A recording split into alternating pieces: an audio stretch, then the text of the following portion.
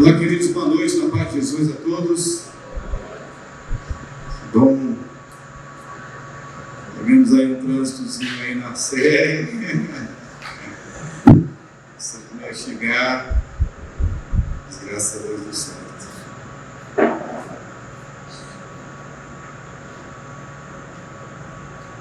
Queria orar com vocês e a gente começar o nosso bate-papo dessa noite.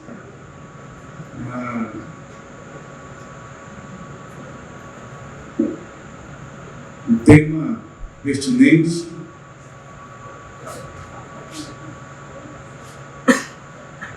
E a ideia dessa noite é deixar algumas reflexões aqui para nós, como cristãos, como cidadãos do reino, tentando exercer o chamado que Deus nos deu como igreja.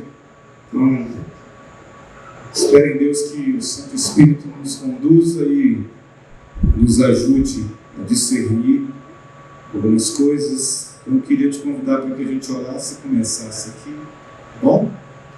Pai, obrigado por essa noite. Que o Senhor nos conduza, que o Senhor possa falar aos nossos corações, que o Senhor possa nos dar discernimento e que o Senhor possa nos ajudar nessa missão tão árdua, que é ser povo, que é ser reino.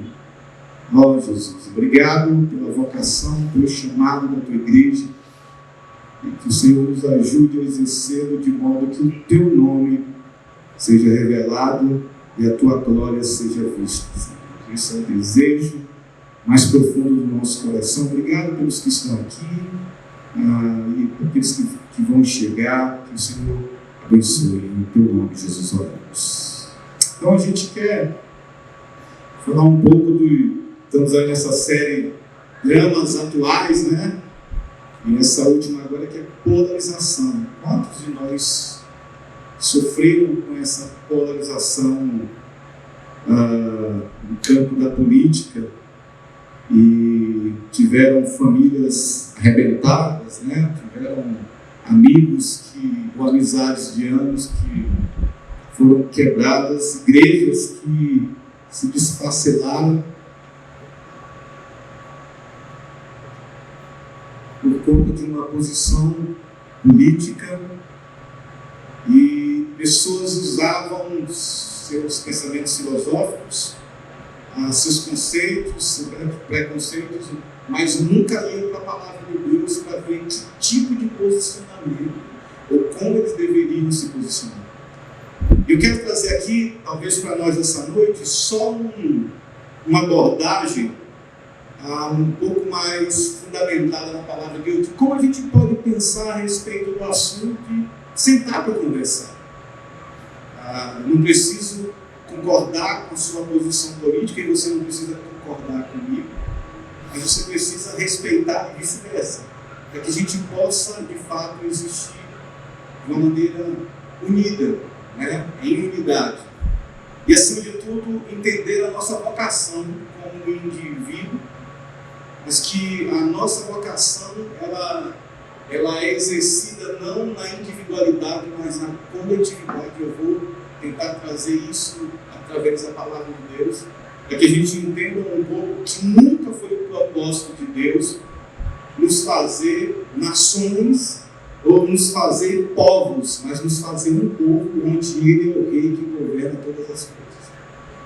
Então, eu queria começar falando um pouco sobre isso, mas sobre essa visão abrangente da soberania de Deus. Então, Deus é soberano sobre o cosmos. Então, eu tenho aqui algumas leituras até para indicar, quem se interessa um pouco mais. Tem Visões e Ilusões Políticas, do David Koiz, um livro fantástico, 400 páginas, e você pode ter uma leitura muito agradável aí para conversar, e ele conversa e traz aí uma ideia muito legal sobre as várias visões políticas. No final das contas, são visões que se tornaram ídolos da sociedade atual. Então, você tem também calvinismo do Abraham Kuyper.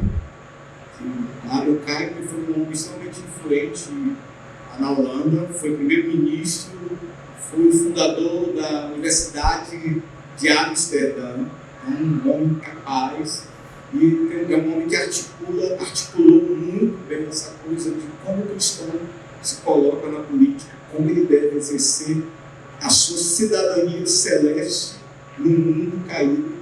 Então, vale a pena a leitura, são livros que eu usei para a gente conversar um pouco. Tem também Manifesto Cristão, que é de um outro cara muito bom, Francis Schaeffer, um pensador cristão, influente. Assim, eu estava falando para alguém, se a gente vai falar 30 minutos, 40 minutos, e a gente lê 4, 5 livros, calhamaços, para que a gente venha preparado para a glória de Deus, né?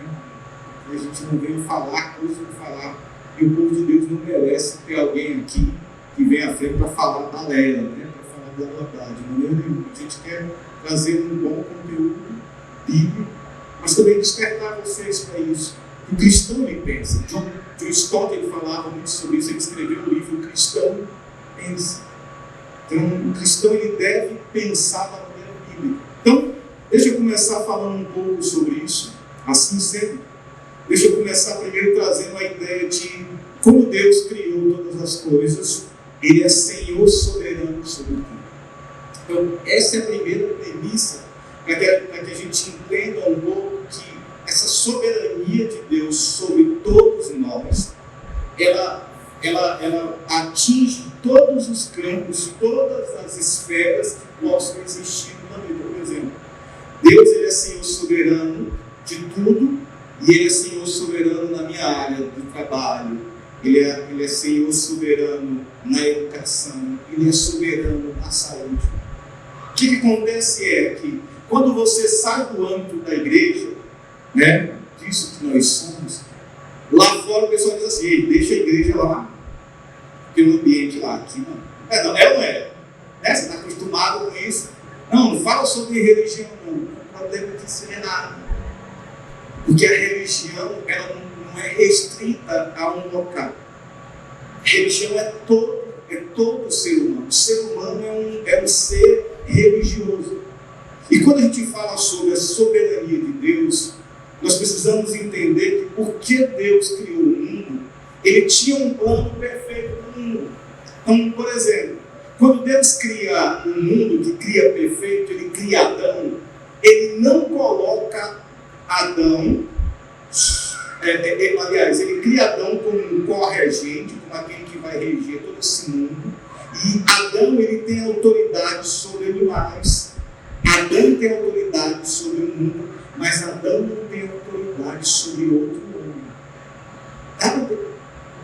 Pensou sobre isso? Percebeu isso? Então, Adão, ele tem autoridade sobre os animais, ele tem autoridade para gerir o mundo, mas ele não recebe autoridade sobre outro homem. Isso é significativo. Aqui a gente tem o primeiro indício, alguns dos indícios de que o homem receber autoridade ou estar sob a autoridade do outro homem é fruto do pecado.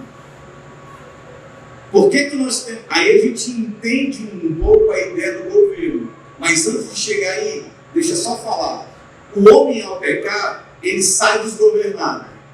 Então, até o capítulo 6, você tem um homem tão desgovernado porque ele peca e não tem ninguém, não tem um governador, não tem um prefeito, não tem um presidente sobre ele. Lembra aí da escritura que você já leu? Não existe isso. O que acontece? No capítulo 6 de Gênesis, ele está tão desgovernado que Deus diz assim: eu vou destruir a terra. Eu vou destruir a terra porque o homem não tem limites para a sua maldade. E Deus está triste com isso, está com o coração casado. Por que Deus fala que derrama dilúvio? E alguns cientistas falam sobre a Pangeia, né? Eu vou falar sobre a Pangeia, é que o mundo era um só continente, com a Pangeia vieram os continentes a partir daí. Então você começa a ter um entendimento, você começa a perceber que Deus ele vai agora, por causa do pecado, fazer ajustes. Tá? Deixa eu usar essa palavra, porque Deus não me pega de surpresa, ok? Ele é soberano e sabe todas as coisas. Mas ele vai fazer ajustes que irão nos ajudar a viver como sociedade. Uma vez que Deus cria Adão, um só homem, e de Adão e Eva vem todo um povo que sai pelo mundo, a ideia ali é que nós fomos feitos para ser um só povo, sem ter essa divisão de preto, branco, africano, chinês, tudo isso. Agora Deus, por causa do pecado, o homem decidiu se rebelar e vai fazer algumas coisas. E aí a gente começa a entender a função do governo. Por que existe o governo? Por que existe o governo? Então, deixa eu trazer algumas ideias aqui para vocês. A soberania do Estado, somente o pecado tornou indispensável a instituição de governo. Então, por que o governo passa a existir? Por causa do pecado. Por quê? Porque já está comprovado, até Gênesis 6, que o homem, sem ninguém para lhe governar, ele se torna um diabo na terra. Então, assim, se o mundo não tem alguém que lhe governe, se povos, pessoas não têm alguém, não tem leis estabelecidas e alguém que lhe governe, logo, esse mundo vai virar um caos, um inferno. É um inferno na terra. Porque as leis agora elas precisam existir. E aí a gente começa a entender a soberania do Estado nesse aspecto, que não é o aspecto que está lançado por aí, que é um Estado que agora invade a sua casa e tenta dizer o que você tem que comer, o que você tem que vestir, o que você tem que crer. A gente vai falar um pouquinho mais disso, mas só para a gente entender um pouco a base. Então, o impulso para formar um Estado nasce da natureza social do homem. Deus nos criou para vivermos em sociedade, sem ter alguém que mande em nós, mas apenas tendo Deus como aquele em quem a gente confia, espera e recebe as ordenanças. O homem foi criado por Deus e só a partir daí todos estão ligados organicamente, tanto vivos como mortos, né? Nesse caso, a ideia de continentes, estados, países se harmoniza com a ideia, não se harmoniza, aliás, com a ideia inicial de Deus, a ideia de ter países, continentes, como eu falei agora no início. A unidade orgânica só existiria se toda a humanidade estivesse debaixo ou associada ao império. Mas o pecado veio e quebrou toda essa coisa, toda essa unidade orgânica. A união entre os povos se tornou um ideal, e por ser um ideal, ela nos seduz, mas não tem poder contra a anulação do pecado. No mundo sem pecado, não haveria magistrado, nem ordem de Estado, nem política, nem marinha, nem polícia, coisa do tipo.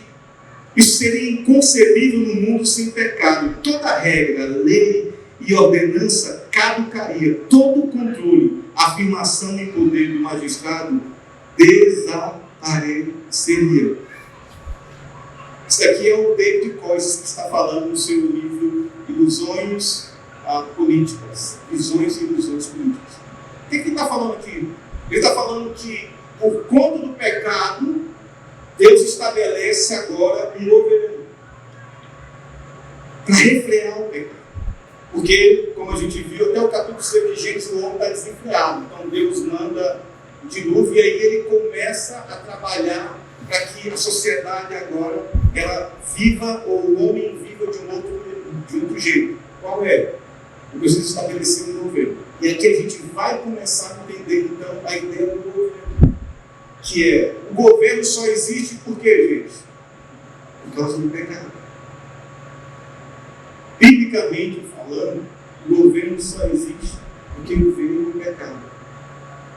Então, Paulo escrevendo em Romanos, a gente vai ler esse texto, mas ele já vai dizer que toda autoridade é instituída por quem? Por Deus. Paulo não escreve assim, toda autoridade de esquerda, de direita, de centro, ele está dizendo toda autoridade.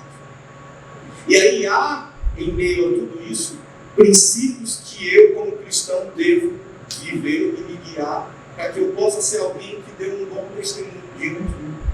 diante de quaisquer governos. Então vamos lá. Então até aqui, e aí a gente vai para a ideia da autoridade versus liberdade. Toda afirmação de poder ou obter pela força, ordem e segurança é algo artificial. Por quê? Porque ela lida com todas as coisas, mas ela ignora a ideia de que o homem está sob o domínio do pecado. E qual é a solução do pecado, gente? Cristo. Então, aqui a gente já começa aqui, nesse entendimento, os nossos ideais começam a ruir diante de partidos A ou B das quais nós colocamos esperança.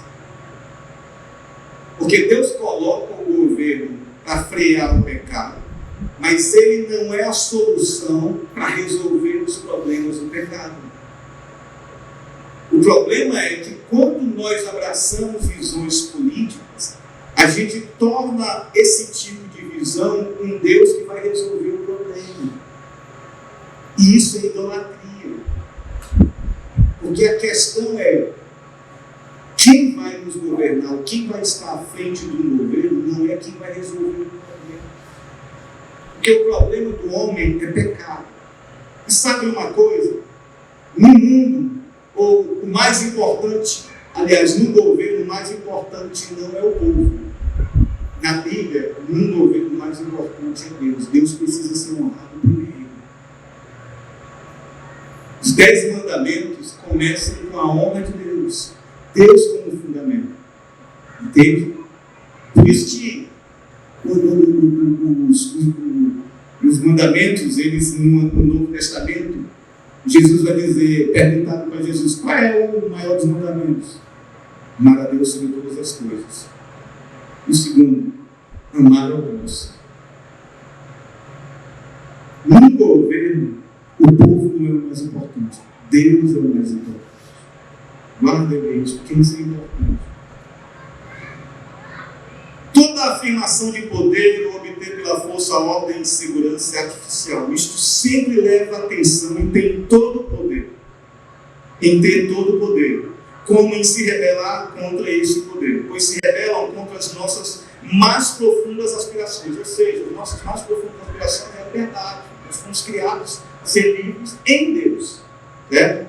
Daí surge a batalha dos séculos, autoridade e liberdade.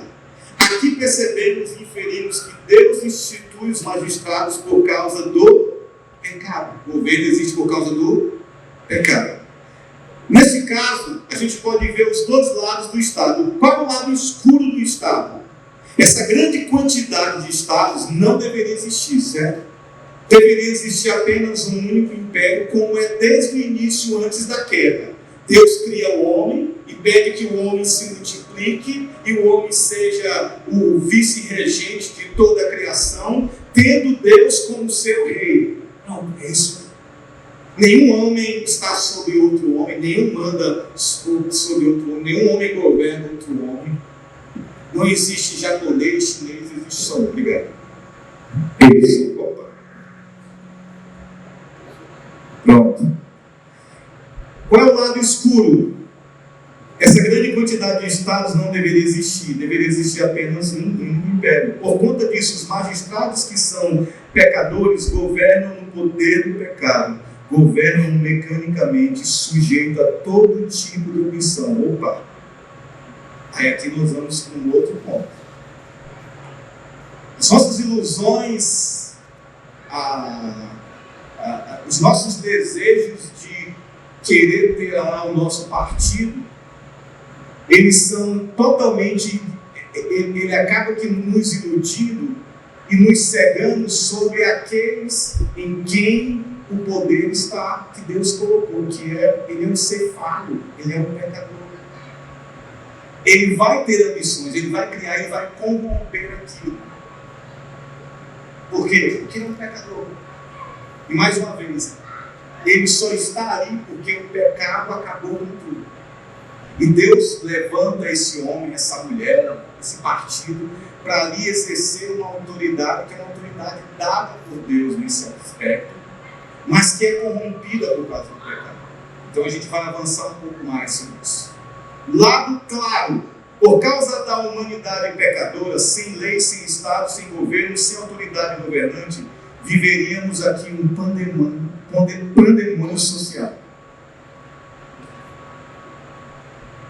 Já pensou Fortaleza sem um sinal de trânsito? Pensa aí. Por que o sinal de trânsito existe? Já pensou? Aí as leis começam a fazer sentido nesse aspecto, porque para inibir o avanço do mal, é que a coisa não ande desenfreada. Gênesis 6, né? Não tinha nenhum governo estabelecido. Então o homem fez toda a loucura que ele pudesse imaginar. O Estado e o povo de Deus. O povo não deve ser considerado o principal, como eu já falei, mas Deus em sua majestade. Pois os povos e as nações existem por ele, para ele. Eu e você existimos para Deus. Ao ver o homem se degenerar por conta da sua pecaminosidade, revelando sim todo tipo de iniquidade, a glória de Deus existe que esses horrores sejam refreados, e que a ordem retorne a esse caos, e que uma força compulsória de fora faça-se valer para tornar a sociedade humana uma possibilidade, ou seja, nesse aspecto do governo. E aqui, a fonte de autoridade, toda autoridade de governo origina-se somente na soberania de Deus. Olha Provérbios 8, 15 e 16. Você tem sua Bíblia? Esse é um texto interessante. Ele vai dizer, por meu intermédio, Deus falando aqui, Provérbios 8, 15 e 16. Por meu intermédio, reinam os reis, e os príncipes decretam justiça. Por meu intermédio, governam os príncipes, os nobres e todos os juízes. Por intermédio de quem? Por intermédio de Deus. Os homens que estão aí no poder só estão por causa de Deus. Deus colocou eles. No final. Romanos 13, de 1 a 2 diz: por conta disso, porque Deus colocou o homem. Aí Paulo escrevendo em Romanos 13, e é interessante Romanos, porque Romanos, quando você lê a carta de Romanos, você vai ver que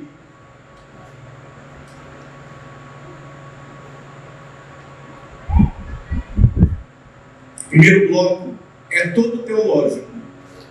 O primeiro bloco é Paulo escrevendo e explicando como Deus salva o homem pecador. Então ele vai do 1 ao capítulo 12.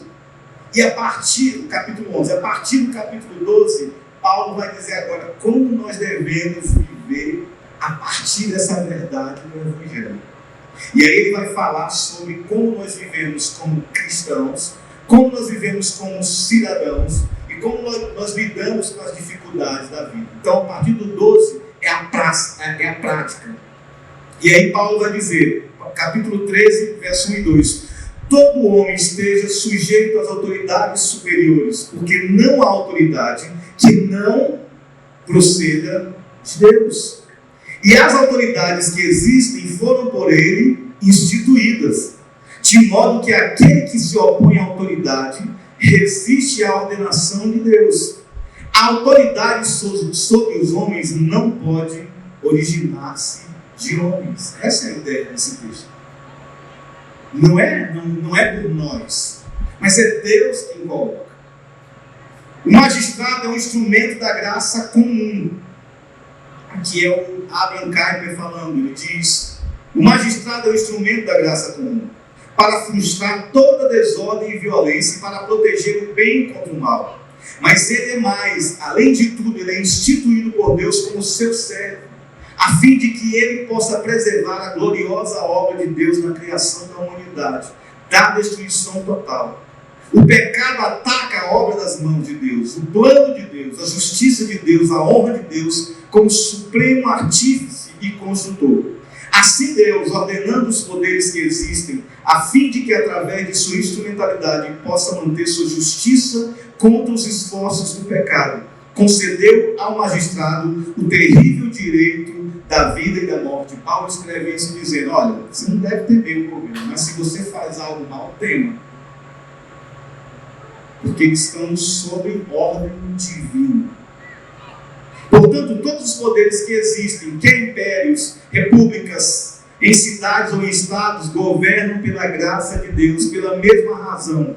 A justiça mantém o caráter santo e pelo mesmo motivo, cada cidadão é obrigado a obedecer, não somente por medo da punição, mas por causa da consciência. Ou seja, o que o Caio está dizendo aqui? Que eu e você temos uma obrigação cristã de alguém que diz, eu sirvo a Cristo, de obedecer por causa do princípio de que foi Deus que colocou. E aí nós somos exortados, nós somos convidados a orar por todos os governantes. Né? No início a palavra de Deus diz, orem pelos seus governantes. Orem, sejam eles pastores. Não é da posição ideológica que eu acredito, não é do ponto de vista que eu acredito. Esse cara é um cápula, o outro é um ladrão, outro... Como cristãos, a nossa postura é oremos para que tenhamos dias de paz. Difícil, né? Difícil isso. Mas, irmãos, a gente tem que se submeter à palavra de Deus. Às vezes a gente acolhe algumas pessoas lá. Uma das coisas que a gente sempre conversa é de que Senhor você pertence, a quem você pertence.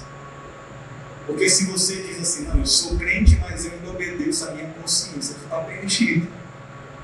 Porque a nossa consciência por nós mesmos ainda é pecaminosa. E submeter-se ao Evangelho de Jesus é morrer para si mesmo, tomar a cruz e seguir. E morrer para si mesmo, às vezes, é matar aquilo que eu acho que é certo. Mesmo que a Escritura diz que, mas a Escritura está dizendo, não, mas isso daí às vezes a gente tenta manipular, às vezes a gente diz, não, isso daí foi no tempo passado. Não, isso daí não cabe mais para nós. Isso é um auto-engano, porque de fato o senhorio de Jesus nos leva a entender que eu preciso de fato me submeter como cidadão do reino, que anseia pela restauração de todas as coisas.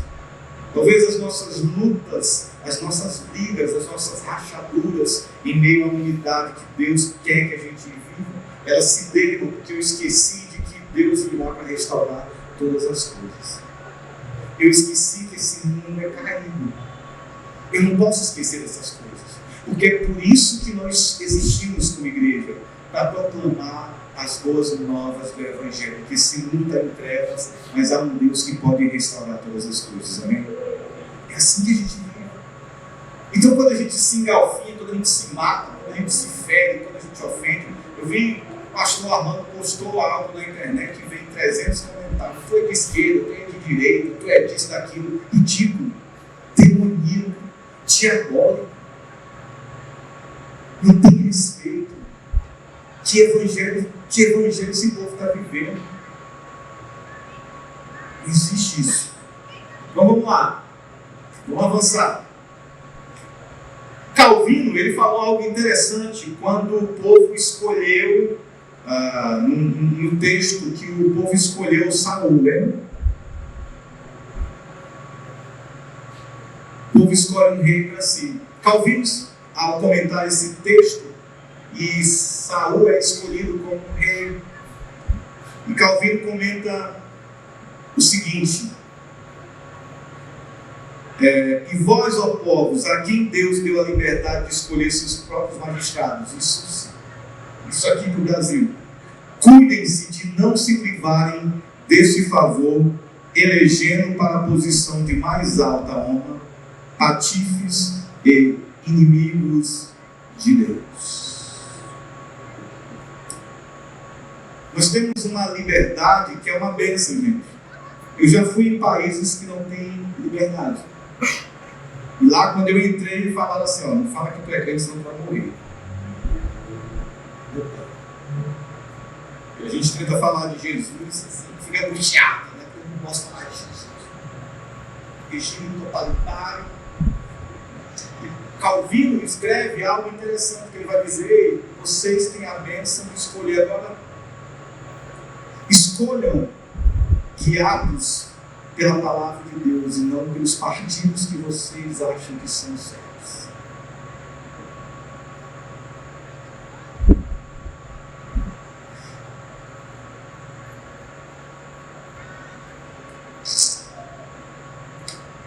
Uma fé política, ela pode ser expressada resumidamente em 3 teses. Primeiro, somente Deus e nunca qualquer criatura possui direitos soberanos sobre o destino das nações, porque somente Deus as criou, as sustenta com seu grande poder e as governa por suas ordenanças.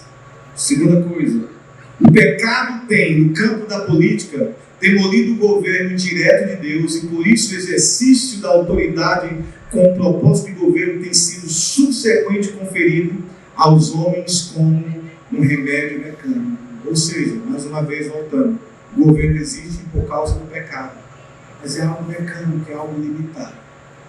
Terceira coisa, em qualquer forma que essa autoridade possa revelar, se o homem nunca possui poder sobre seu semelhante em qualquer outro modo, senão por uma autoridade que desce sobre ele da majestade de Deus. Aqui é Pilato dizendo: eu tenho autoridade para te libertar. Jesus diz: nenhuma autoridade me foi dada se você não tivesse recebido de cima. Nós, como igreja, devemos ser voz para lembrar os nossos governantes de que a autoridade que eles têm é uma autoridade que foi dada do céu. E eles precisam usar com sabedoria.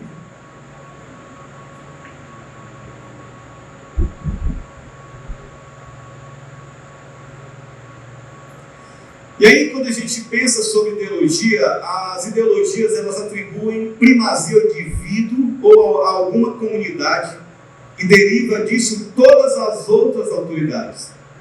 Aqui, texto de Visões e Ilusões Políticas do David Koiz, ele diz o seguinte: a fé cristã, por outro lado, escute bem isso, que isso daqui faz parte daquilo que nós cremos, atribui a fé cristã por outro lado. Então, antes de tudo, as ideologias elas atribuem ao indivíduo ou a alguma comunidade toda autoridade. Então, assim, mas eu dou minha vida, eu choro, eu faço isso, porque agora, se ganhar esse lado, vai dar certo. Não, o outro lado, se ganhar, vai dar certo. Isso é o indivíduo pensando totalmente.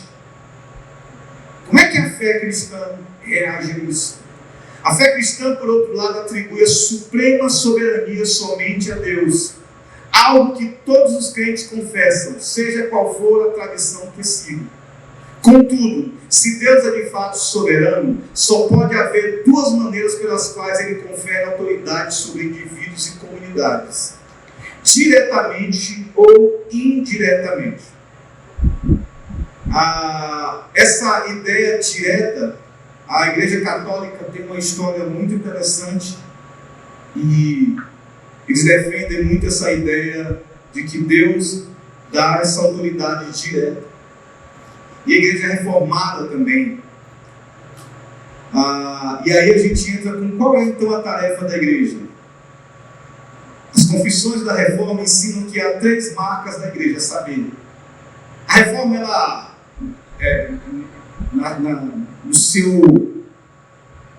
na sua ideia de reajustes e trazendo o povo para a palavra de Deus, ela levantou uma pergunta: o que é a igreja? O que é uma igreja?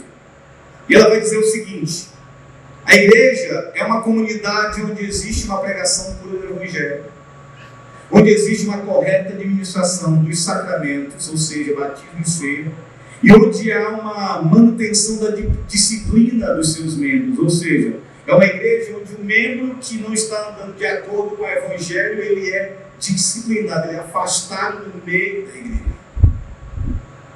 Para quê? Para que ele aprenda que a comunidade a qual ele está inserido é uma comunidade santa e que ele sinta falta por meio dessa atitude de isolamento, porque ali Deus vai falar com ele. Então, e aí nesse aspecto, não existe nada que envolva política, nesse primeiro ponto. Não existe nada que leve a igreja a viver uma política. Embora seja prontamente admitido que as confissões buscam estabelecer o papel do magistrado civil, não apenas na sociedade em geral, mas também em sua relação com a igreja. A Bíblia muitas vezes fala sobre a igreja em um sentido mais amplo que a comunidade de crentes reunidas para um culto formal. E aqui é interessante.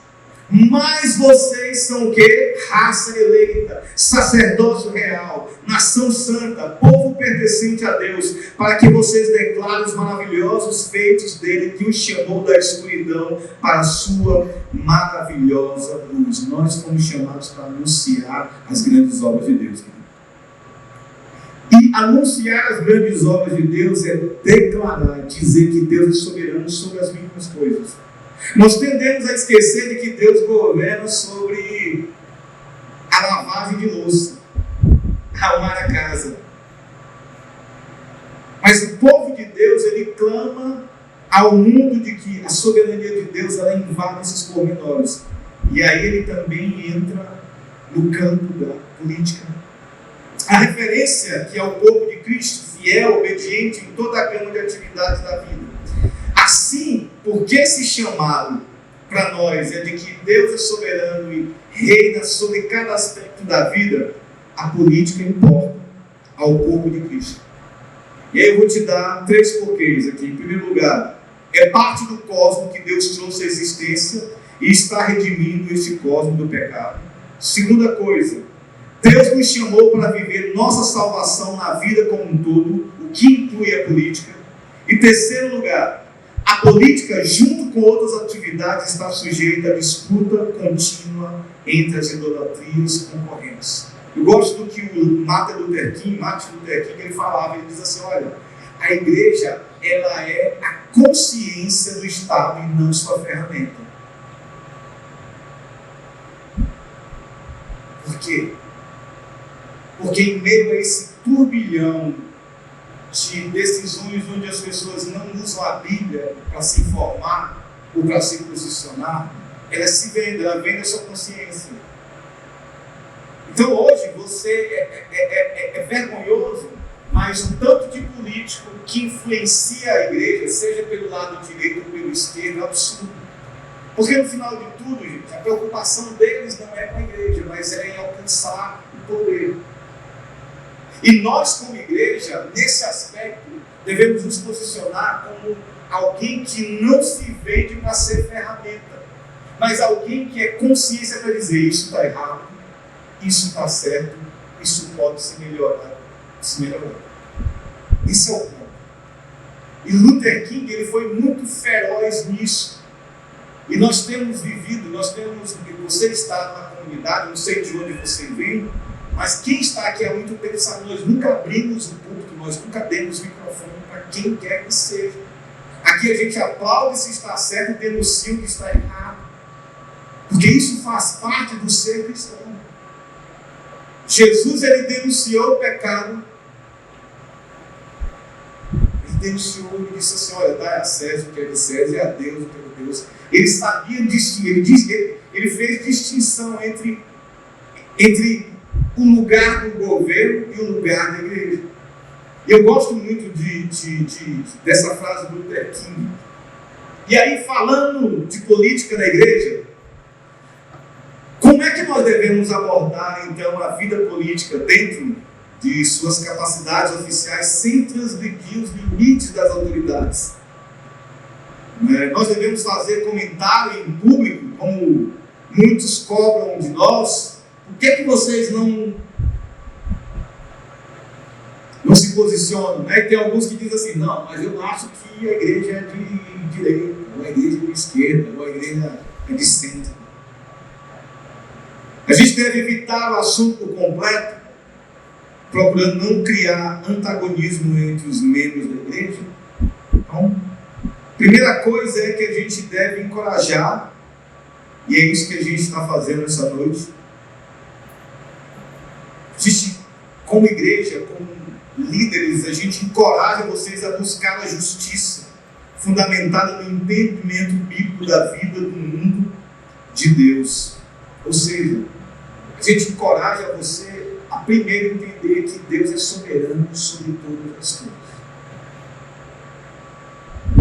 A segunda coisa é que a gente, como comunidade, somos chamados a viver a salvação diária no temor e tremor de Deus, em todas as atividades da nossa vida. A nossa comunidade, como instituição, tem um papel crucial de cumprir esse chamado, preparando o corpo de Cristo para a vida do mundo. Nosso chamado, irmãos, é primariamente para dizer para vocês que vocês devem se submeter a Cristo sobre todas as coisas e viver uma vida santa. Esse é o nosso chamado, esse é o nosso papel. Sempre que nós subimos ou vemos ao púlpito, o nosso desejo é que você saia daqui mais apaixonado por Cristo e tente viver mais próximo daquilo que Cristo foi. Esse é. E a terceira coisa,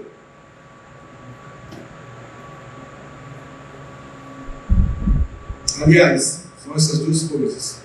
E aí, deixa eu ler aqui 3 manifestos erigidos em tempos de crise por religiosos, que eu acho que vale a pena a gente entender um pouquinho o que se passou na história e como, em tempos de crise, talvez a gente não esteja vivendo esse tipo de crise, mas a Alemanha nazista, por exemplo, onde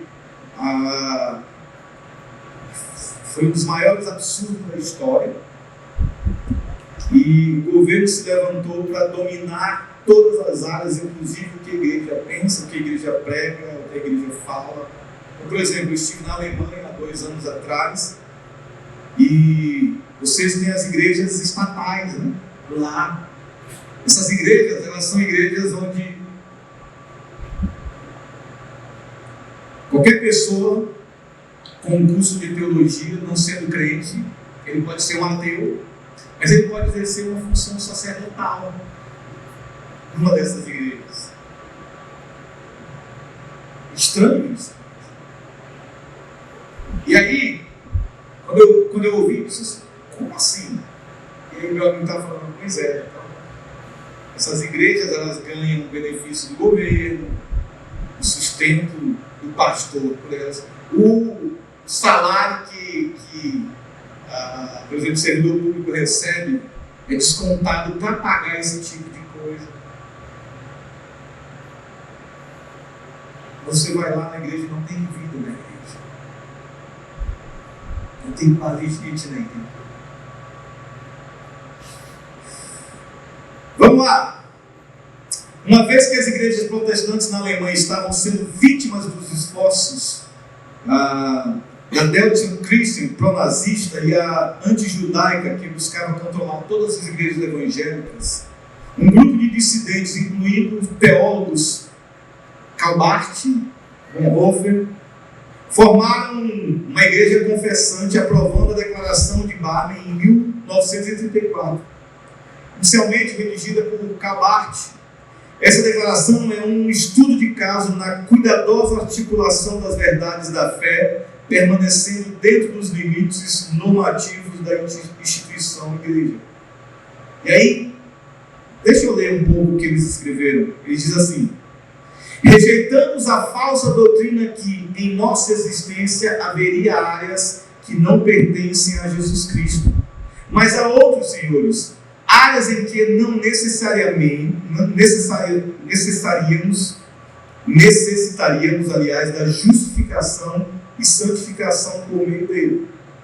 Segunda coisa, rejeitamos a falsa doutrina de que a igreja seria permitido substituir a forma de sua mensagem e organização a seu bel prazer, e de acordo com as respectivas convicções ideológicas e políticas reinantes. Coisas que muitos, às vezes, desejam. Que a gente fale de coisas por nós mesmos. Irmãos, nós estamos submetidos à palavra, e como o reformador Martinho Lutero falou, eu estou cativo à palavra de Deus.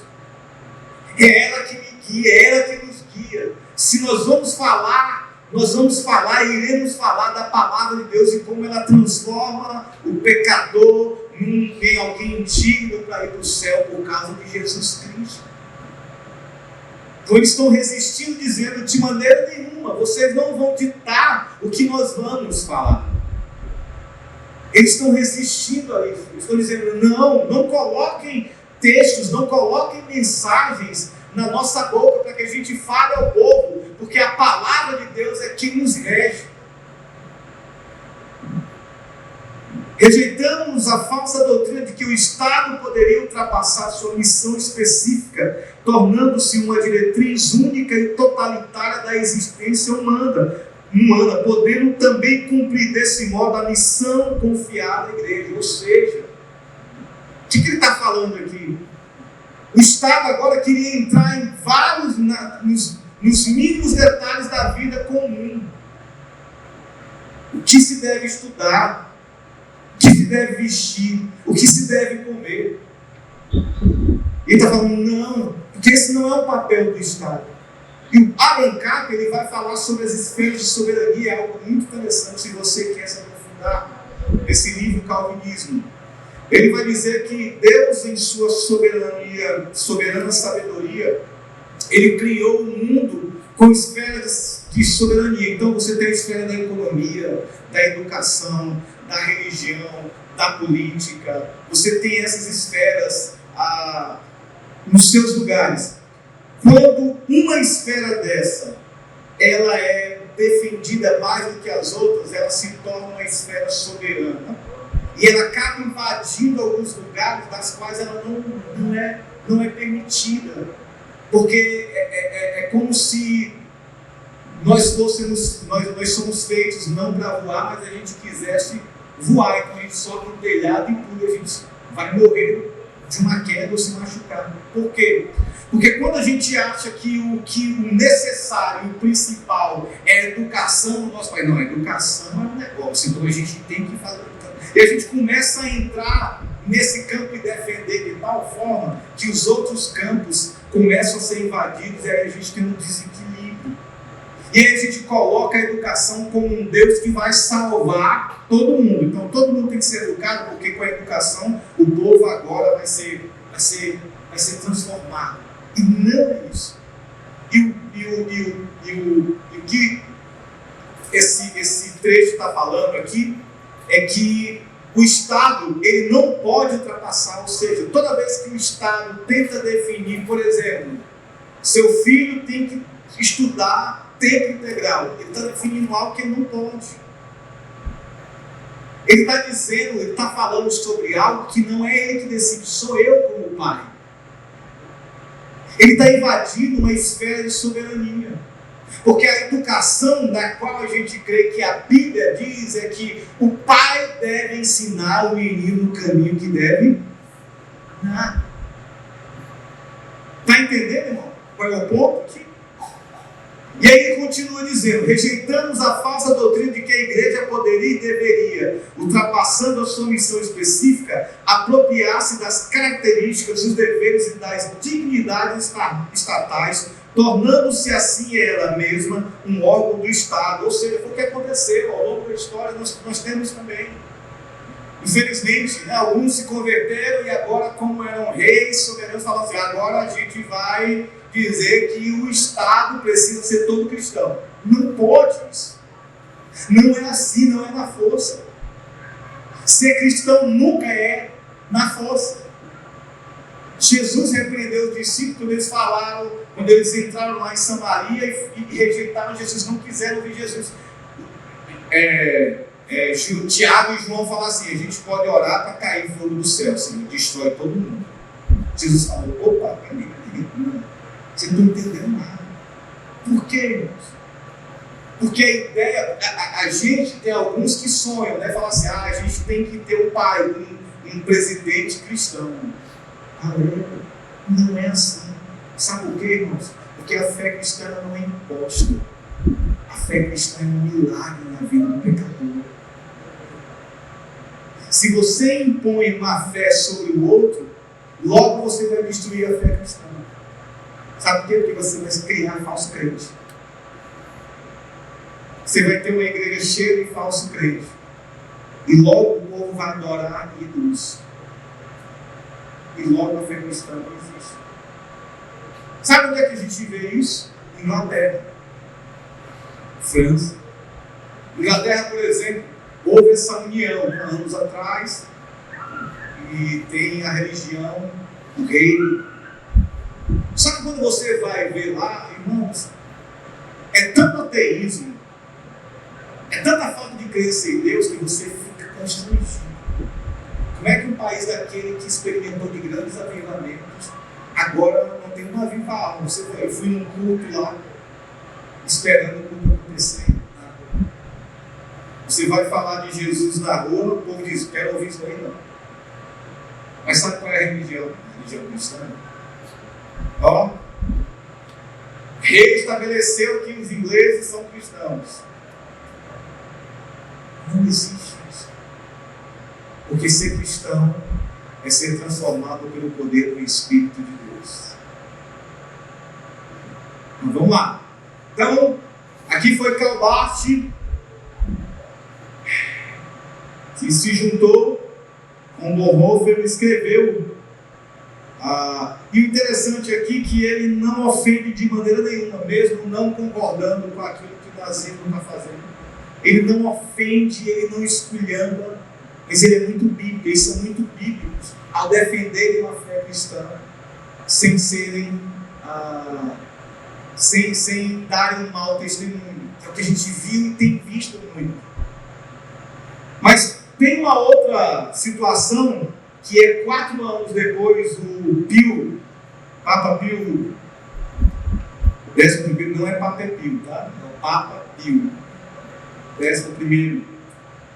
Ele vai escrever também olhando para a época do nazismo. Ele vai dizer: quem quer que exalte a raça, ou o povo, ou o Estado, ou uma forma particular de Estado, ou os depositários do poder, ou qualquer outro valor fundamental da comunidade humana, por mais necessária e honrável seja sua função nas coisas desse mundo, quem quer que levante essas noções acima de seu valor comum e as divinize a um nível idólatra, distorce e perverte uma ordem de mundo planejada e criada por Deus. Está longe da verdadeira fé em Deus e do conceito de vida que essa fé sustenta. Ou seja, levantar conceitos, levantar uma ideologia acima da soberania de Deus é idolatria e pecado.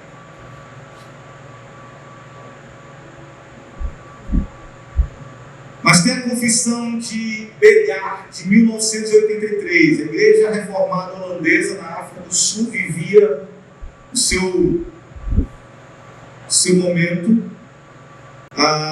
E eles também escreveram algo que foi extremamente importante naquela época da apartheid. Eles escreveram o seguinte: nós rejeitamos qualquer doutrina que absolutize tanto a diversidade natural quanto a separação pecaminosa de pessoas de tal maneira que essa absolutização dificulte ou rompa a unidade visível e ativa da igreja, ou mesmo leve ao estabelecimento de uma igreja formada separadamente. E rejeitamos qualquer doutrina que implícita ou explicitamente sustente que a descendência ou qualquer outro fator social ou humano deva ser considerado ao determinar a membresia da igreja.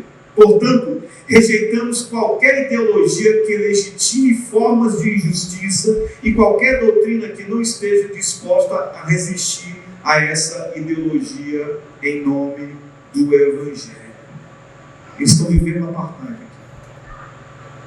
E ainda assim, eles não levantam a bandeira dizendo assim: votem em partidos que defendam o negro, votem em partidos que defendam o branco, votem em partidos que pensem assim assado. Não, estão levantando o Evangelho dizendo: o principal, o primordial, aquilo que é necessário nesse aspecto é que Deus seja honrado.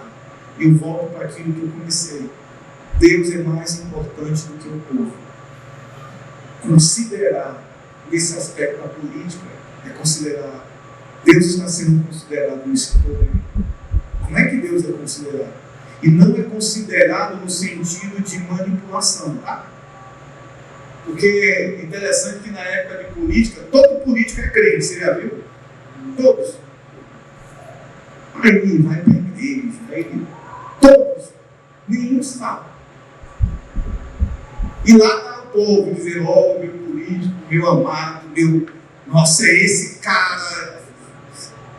Gente, nosso papel como cristão é não ser ferramenta, mas ser consciência.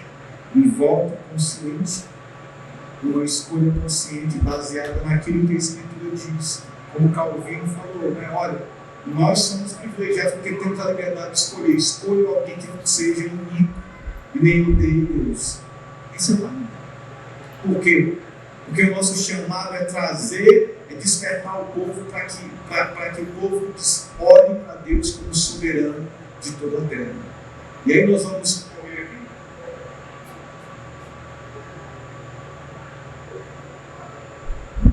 Todos os 6 documentos que eu li conseguem expor a idolatria de sua época, não reivindicando ocupar o lugar dos líderes políticos, mas afirmando positivamente as verdades da fé. E com base nisso, alertando a igreja sobre a sedução das ideologias políticas inconsistentes com a fé cristã. Mesmo assim, a comunidade de adoradores fiéis funciona principalmente para fazer discípulos de todas as nações, batizando-os em nome do Pai, do Filho e do Espírito Santo e ensinando a observar tudo que Jesus havia ordenado. Nosso papel como igreja é dizer para vocês: vão, façam discípulos em todas as nações e batizem em nome do Pai, do Filho e do Espírito e obedeçam a tudo que Jesus disse que deveríamos obedecer. Essa é a nossa vocação, querido. Esse é o nosso chamado. Embora a igreja como instituição possa não necessariamente abordar a política de maneira direta ou com frequência, ela deve preparar seus membros para que vivam uma vida de serviço diante de Deus e do próximo, e isso inclui a vida política. Nossa vocação é sirva a Deus e sirva o próximo. Qual é a nossa visão como igreja? Amar a Deus, amar uns aos outros e proclamar Jesus. Fazer parte da comunidade da Igreja Batista Central. Não é você... Eu já vi muitos irmãos que chegaram aqui e conversaram comigo. Ah, cara, que bom. Aí o cara começa a dizer: ei, é porque eu sou isso, eu sou dessa ala política, eu sou dessa confissão política. E aí? Não, mas porque parece que a igreja é de uma outra ala. E aí? O cara não tem argumento. Porque ele tornou, a vida dele se tornou, a religião dele se tornou a posição política. Misericórdia. Misericórdia. A minha vida é Cristo. A nossa vida é Cristo, querido. Se a minha visão política faz com que a barreira cresça entre mim e meu irmão, eu abandono a visão política por amor ao meu irmão. É isso que a Bíblia nos pede para fazer. A Bíblia diz que Jesus quebrou o muro de separação que havia. Sabe o que é isso? Porque na época o judeu achava que era mais importante do que todo mundo. E na cabeça do judeu era impossível que um gentil entrasse na comunidade judaica. Ele não podia sentar, o judeu não podia entrar nunca na casa de um gentil. Ele não podia ter comunhão com o gentil. Só que quando Jesus veio para todo mundo que crê nele. E essa barreira agora quebra, porque o judeu que se achava o povo de Deus, agora tem que dividir o Deus com o resto do povo. Jesus fala que de ambos os povos, o sangue de Jesus, a morte de Jesus nos fez um só povo, e toda barreira quebrou. Não existe mais barreira. E agora nós, em pleno século XXI, levantamos barreira, aquilo que Jesus quebrou, a gente está levantando entre nós. Por quê? Porque eu não consigo sentar e conversar com um cara que pensa diferente de mim. Misericórdia. Misericórdia. E aí nós vamos só terminar aqui para trazer algumas visões equivocadas a respeito do governo e religião. E essa visão equivocada tem a ver com o governo deve impor a religião. Nós, cristãos, de vez em quando, eu acho que a gente pensa que isso tem que acontecer. A gente clama muito por alguém que tenha a nossa fé no poder. Seria legal, sim. Mas quando eu acho que isso é a solução dos problemas, eu coloco um Deus humano.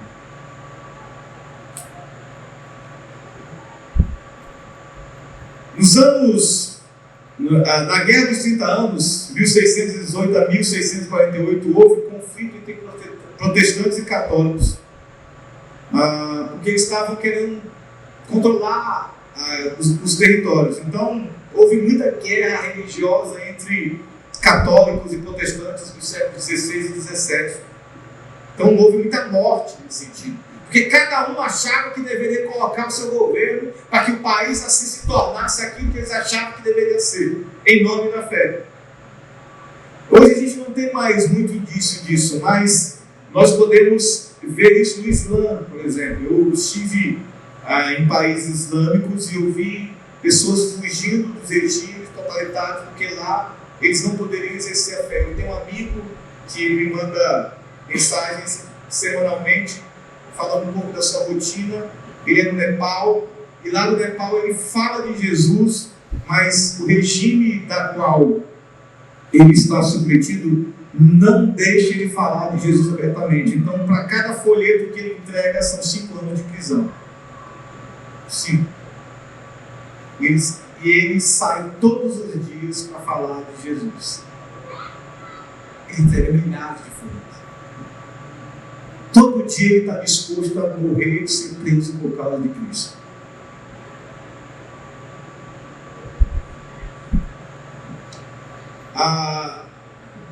Mas é interessante que o Islã ele usa a força, né?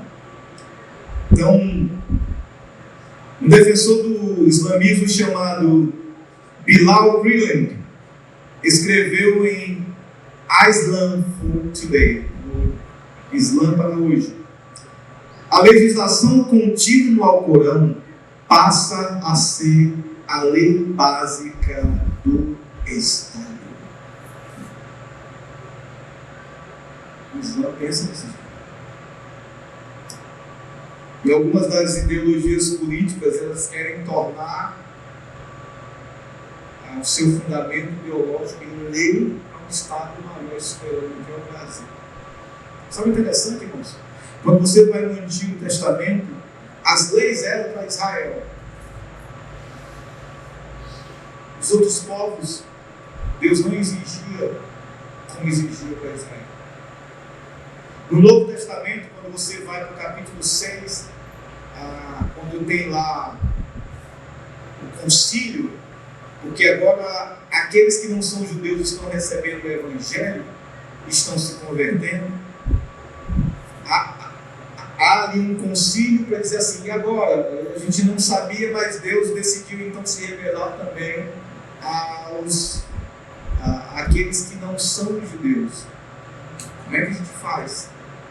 E a sabedoria de Deus nessa hora, por quê? Porque o judeu, aquele que era cristão judeu, se submetia à lei. E aí o concílio diz assim: nós não devemos submeter eles às nossas leis, que são muito pesadas para nós. Então só digo a ele para eles se absterem de relações sexuais ilícitas e não comerem carne com sangue. Paulo, como cristão, mas ainda assim submetia às leis. Mas ele mesmo diz assim: rapaz, Jesus aboliu isso. O sábado é Cristo, é a nossa esperança, o nosso descanso. E é interessante isso, mas há um olhar equivocado sobre a ideia do governo tem que impor, né? Qualquer liderança ela tem que impor a religião. Então, primeiro, por que isso é equivocado? Porque Jesus ele fez distinção entre o reino de Deus e o de César. Nós estamos terminando, gente. Mateus 22:17 tem aquele episódio de Jesus, né? Se é lícito ou não pagar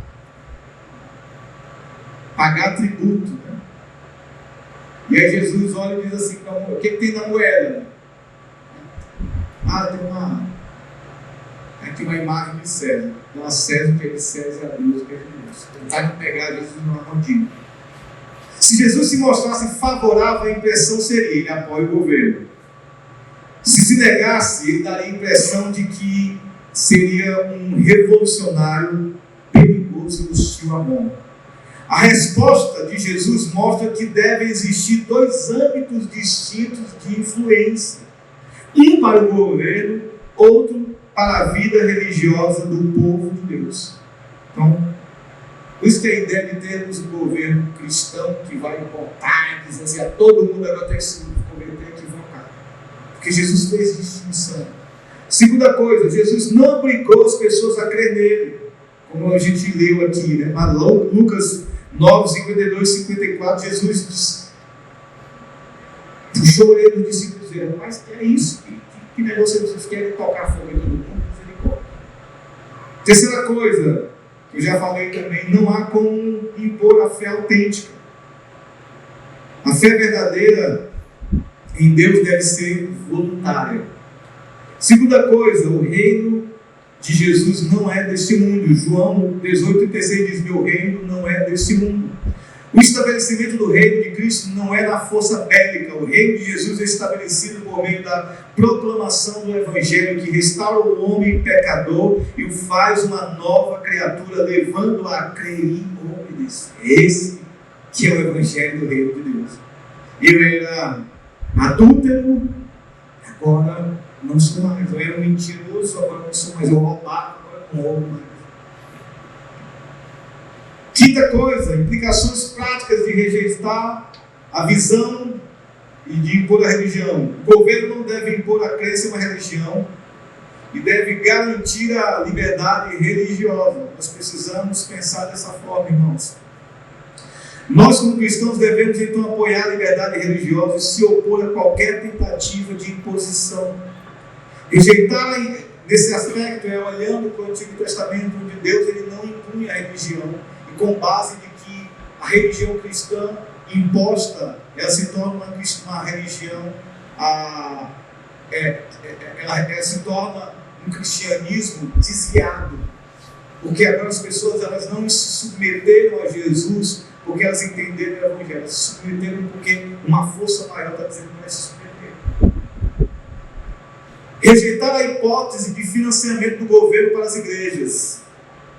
Nesse caso, apoio governamental a apenas igrejas estabelecer de certa forma a religião. Nós não recebemos nenhum apoio do governo. A igreja é sustentada pelos fiéis que são vocês.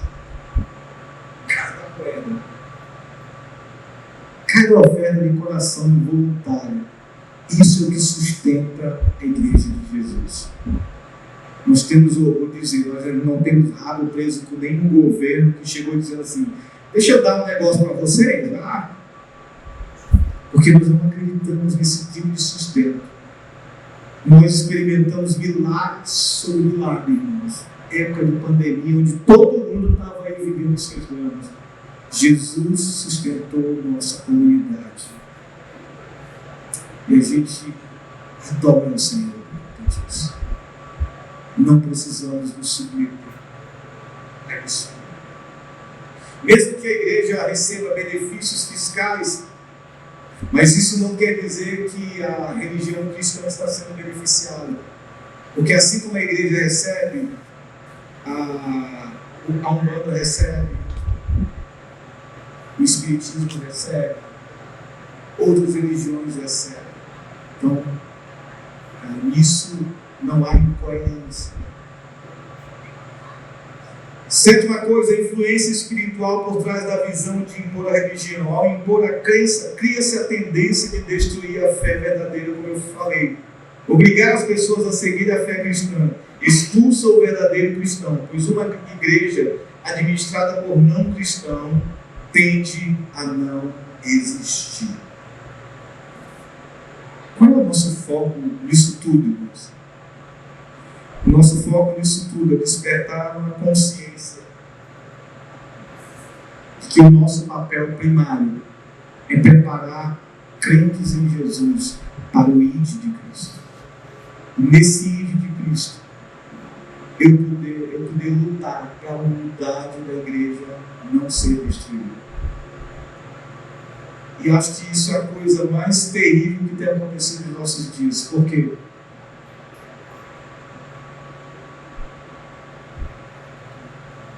Porque nós não conseguimos abrir mãos das nossas ideologias por amor ao outro. A gente deixou de falar com amigo, com parente, com irmão em Cristo. A gente escolheu o pastor, a gente quebrou a comunhão. Sabe o que isso prova? Só prova uma coisa: que o seu Deus não é o Deus verdadeiro que criou todas as coisas, mas é uma ideologia. Deus nos ajude e nos leve a viver uma consciência limpa diante de Deus. Você nos arrepender também, né? Nos dar coragem para pedir perdão, para dizer: poxa vida, não era para ser assim. Mas o chamado de Deus para nós é que eu e você podemos ser mais mais. A gente não precisa concordar com tudo, irmãos, mas a gente precisa manter a consciência de que a unidade, ela é uma responsabilidade minha como cristão, para manter. E aquele que quebra a unidade da igreja vai pagar um alto preço, porque você está quebrando a unidade daquilo que é mais precioso para Deus, a igreja dele. Já pensou sobre isso? A igreja de Jesus é tão preciosa para Deus que Deus se fez gente para morrer. Porque Ele quis resgatar o povo assim. Nós somos o povo de Deus. Que Deus nos abençoe a pensar de maneira bíblica todas essas coisas. Amém? Deus abençoe vocês. Vamos orar. Pai, obrigado por essa noite. Que o Teu Espírito, Senhor Deus, nos ajude a aplicar essas coisas no coração, de maneira a honrar somente a Ti, ó soberano. Não há outro como Tu. Tu és digno da nossa adoração, Tu és digno da nossa devoção. Que os ídolos caiam por terra e que só o Senhor reine, em nome de Jesus. Amém. Deus abençoe, queridos.